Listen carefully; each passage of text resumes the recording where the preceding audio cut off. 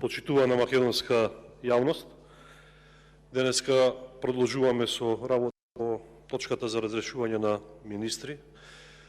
Во јавноста е познат терминот реконструкција на влада. Реконструкција на влада значи преобновување, односно самиот збор реконструкција значи преобновување, измена, преустројување на некој состав, а во судската теорија под реконструкција се подразбира постапка што судските власти ја водат заедно со обвинетиот. Според мене оваа постапка, токму оваа реконструкција на влада, едно големо кривично дело во кое главните актери остануваат исти, а тоа се ДУИ и СДСМ. Денеска се разрешува господинот Џемаил Чупи од функцијата министер без ресор за диаспора.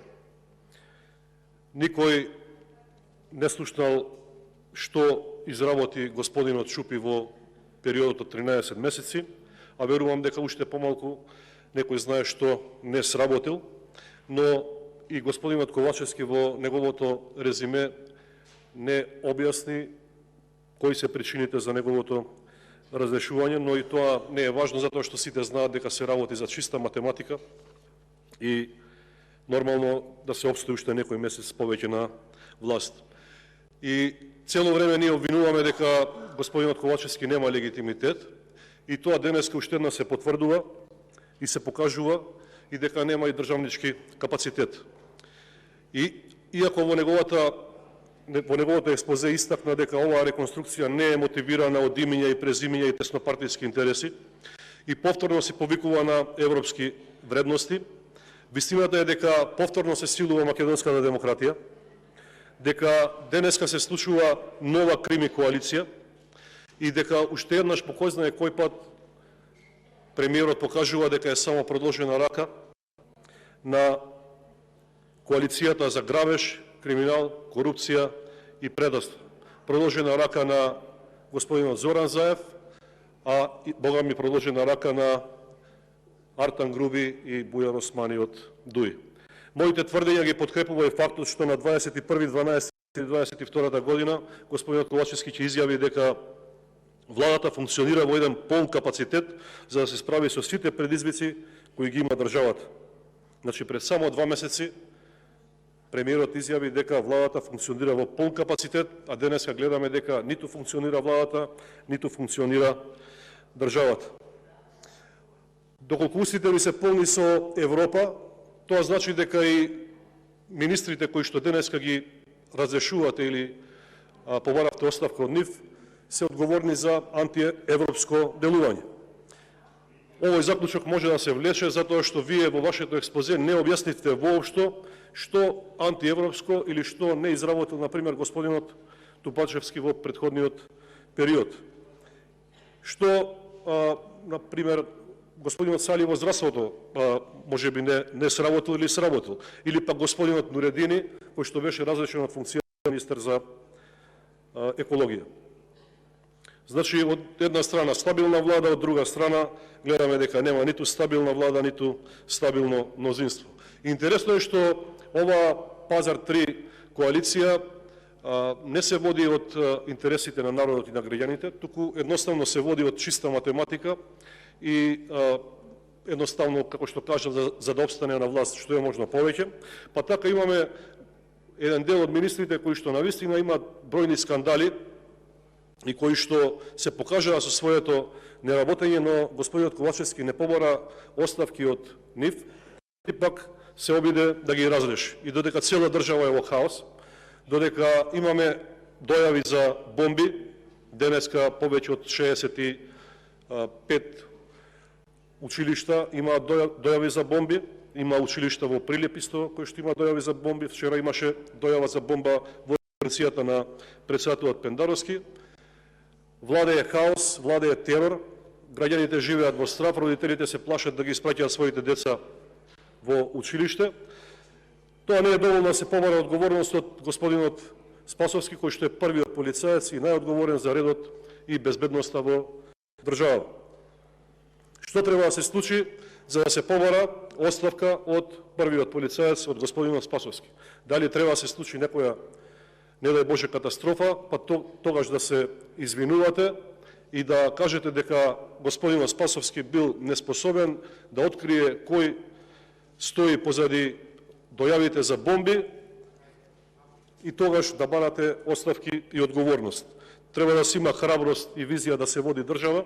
За жал, господине Ковачевски, вие тоа не го покажувате.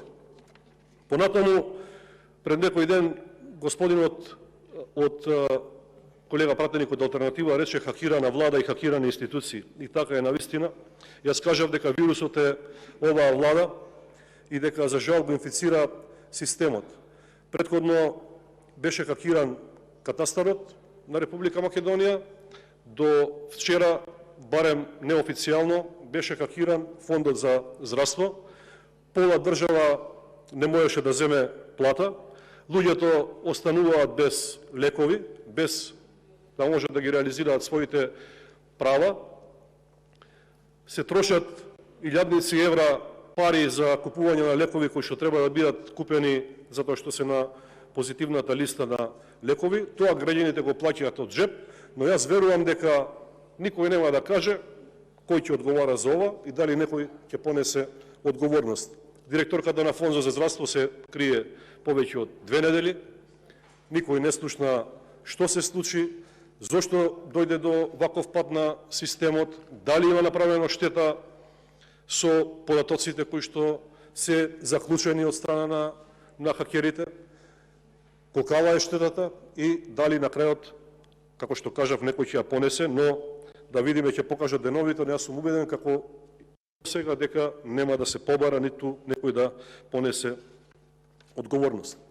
Понатаму интересно што и покрај толку скандали во дипломатијата, особено последните скандали кои што се случија со немилиот настан во Охрид, особено со она познато интервју кое што беше дадено во Бугарија од страна на нашиот министер за надворешни работи и представникот од извршната власт од Бугарија, во која додека се даваше изјавата на представникот од власта од Бугарија, се даде една изјава во која што длабоко се навреди македонскиот народ. Односно, беше напоменато дека во Македонија живеат црни традиции кои историски се поврзуваат со Македонија, тоа е палење, плукање и насилство врз и дека за такви работи воопшто нема место во Европа. Министерот за надворешни работи на Република Македонија стоеше токму до функционерот кој што го изјави ова и не реагираше на овој скандал. И покрај сите скандали и навреди кои што македонскиот народ ги доживеа од страна на министерот за надворешни работи, и верувајте дека сите се прашуваат за чии интереси работи и за која држава одработува господинот Бујар Османи, верувам дека требаше да имате храброст и тука да повлечете нога и да побарате одговорности од него. Но сепак знам дека сте во заложништво и да немате нити храброст, нити можност тоа да го направите, но тоа ќе го направат граѓаните на следните избори.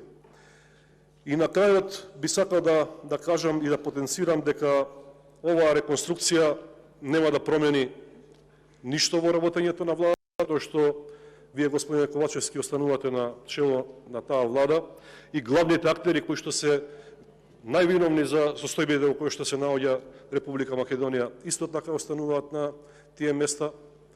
Подадената рака од господинот Таравари е негова одлука на партиските органи на Алијансата, но јас ќе кажам дека тоа е лоша одлука и дека со таа одлука не се сложуваат македонците, не се сложуваат албанците кои што јас ги познавам, кои што живеат во Тетово, кои што живеат во Гостивар. Така да, на крајот на краиштата, одлуките се носат и секоја одлука си носи своја последица и одговорност. Ќе дојдат изборите, времето неуморно тече и на крајот секој ќе си го добие судот од народот, а тоа е неизбежен. Ви благодарам.